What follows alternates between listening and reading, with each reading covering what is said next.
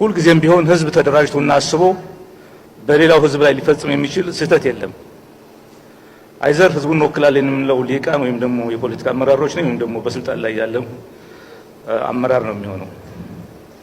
ስለዚህ ንግግራችንም ተግባራችንም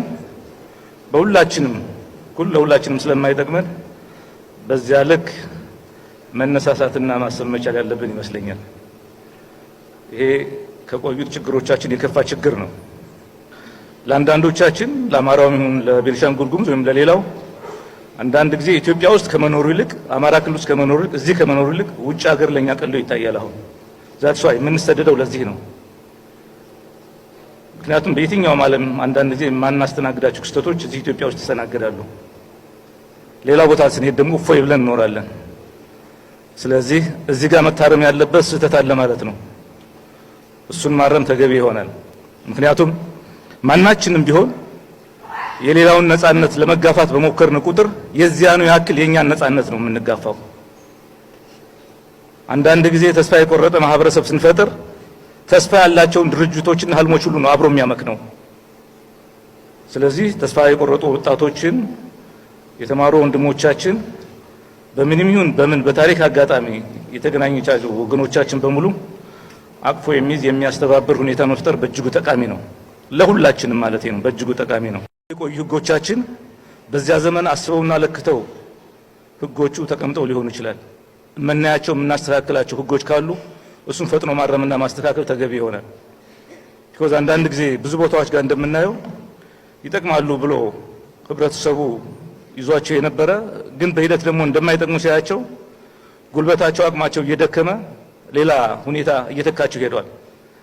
ይሄ እንዳይፈጠር ፈጥነን ማየት በእጅጉ ተገቢ ነው።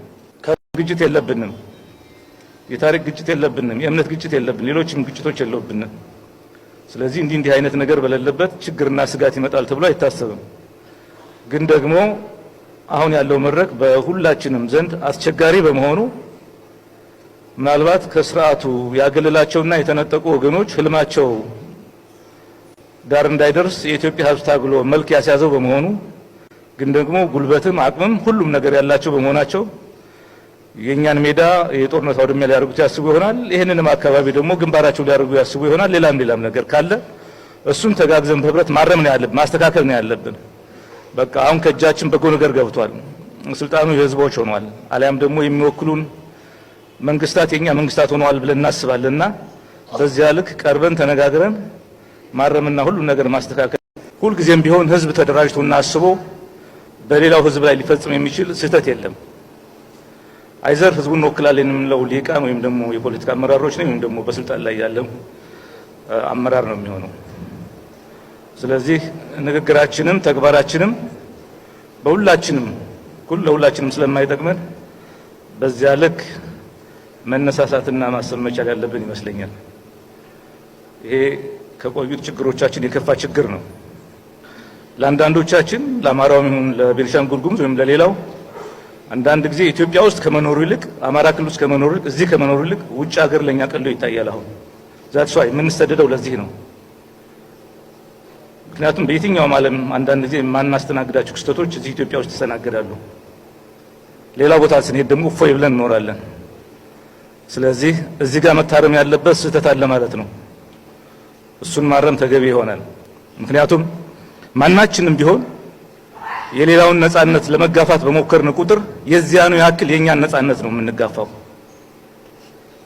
አንዳንድ ጊዜ ተስፋ የቆረጠ ማህበረሰብ ስንፈጥር ተስፋ ያላቸውን ድርጅቶችና ህልሞች ሁሉ ነው አብሮ የሚያመክነው።